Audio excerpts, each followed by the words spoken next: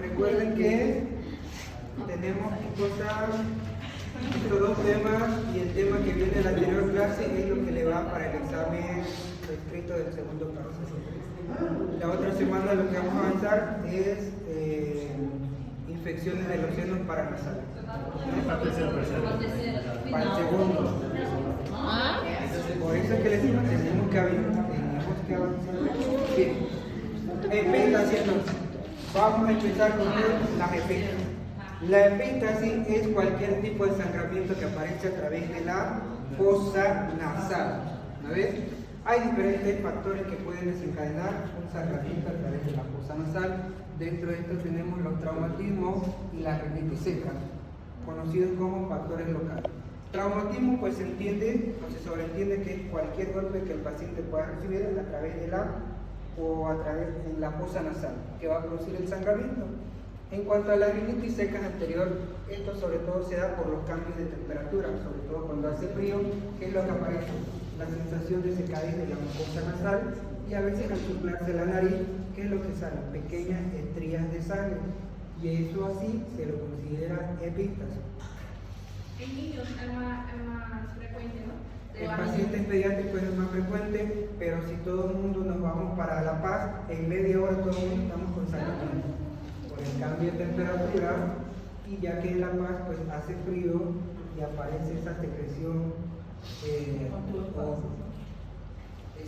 esa epístasis en forma de estría por el cambio de temperatura.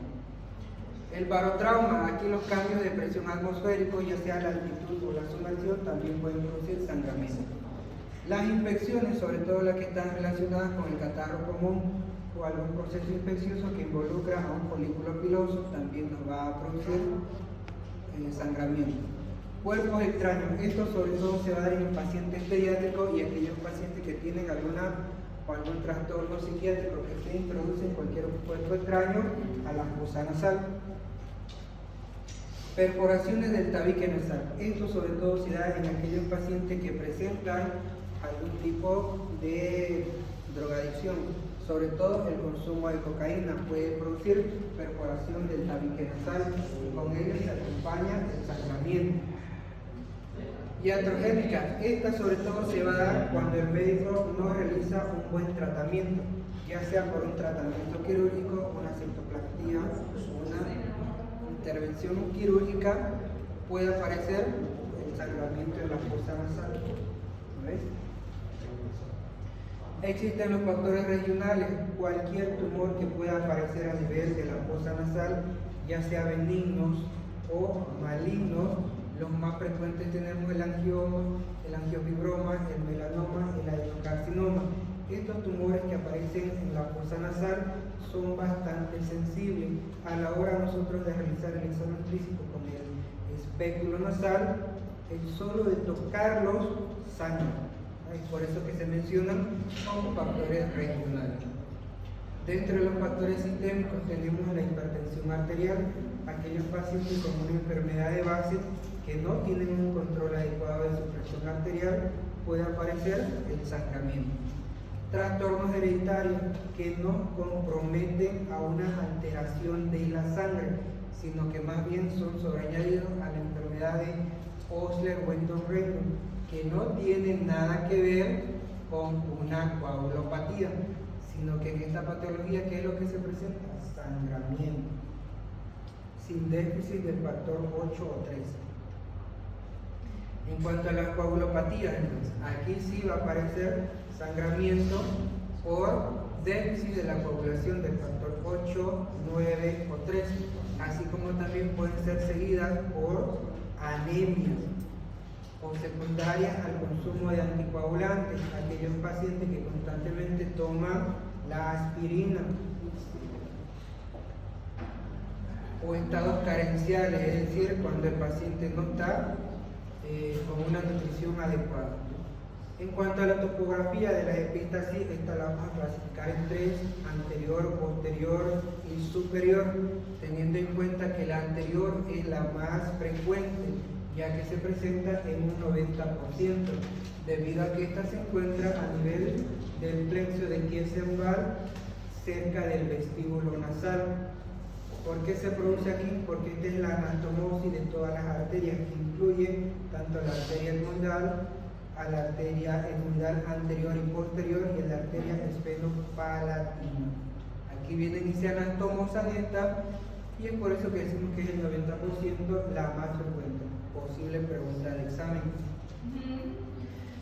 Y la posterior son aquellas que se relacionan con la región que se encuentran a nivel de la escuana, ya que tenemos orificios anteriores, que son los que nosotros podemos observar, ¿sabes? Los orificios anteriores, aquí los anteriores, y los orificios posteriores, correspondiente a la escuana. Aquí el paciente tiende a tragarse el sangramiento, que puede confundirse inclusive con un sangramiento digestivo bajo, porque el paciente al tragarse esa sangre, las heces fecales pues van a salir de color oscuro.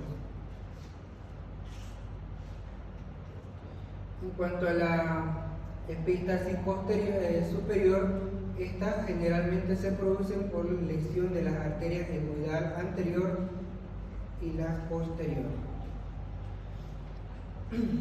Entonces aquí tenemos a las tres clasificaciones: anterior, posterior y superior, la clasificación de las epístasis.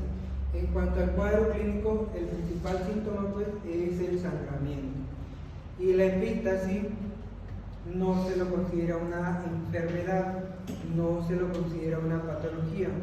Por lo tanto, entonces, la epístasis o el sangramiento de la fosa nasal se lo considera un síntoma. Por lo tanto, la orientación del médico debe estar primeramente a parar el sangramiento y posteriormente buscar la causa etiológica que lo está produciendo.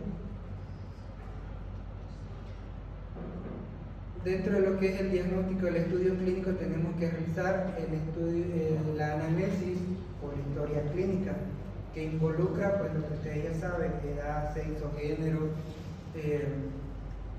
profesión que ejerces, evolución clínica, es decir, desde cuándo está presentando el sangramiento. Tenemos que tener en cuenta la presión arterial, es decir, los signos vitales del paciente, y posteriormente que vamos a hacer el examen de otorrinolaringología, rinoscopía anterior o rinoscopía posterior, para poder identificar dónde está cayendo la sangre. Además de eso, para poder identificar si se trata de algún trastorno o algún problema de la coagulación, pues enviamos hemograma completo, y de ser necesario nos guiamos de un estudio imagenológico. En cuanto a la exploración, lo mismo que acabamos de decir anteriormente: con el espéculo nasal podemos visualizar las estructuras de la fosa nasal, son bastante accesibles. En cuanto al tratamiento, el tratamiento es muy simple, va desde la simple presión digital, índice y pulgar, y solamente tenemos que presionar sobre la fosa nasal. Pero esto si el sangramiento no es profuso. Si el sangramiento es cuentagota o en estría, lo único que tenemos que hacer es presionar la fosa nasal. ¿Por cuánto tiempo? Por unos 5 o 10 minutos. Si no para, volvemos a hacer la misma maniobra, presionar sobre 5 o 10 minutos. Si no para, recién vamos a realizar el taponamiento anterior o taponamiento posterior.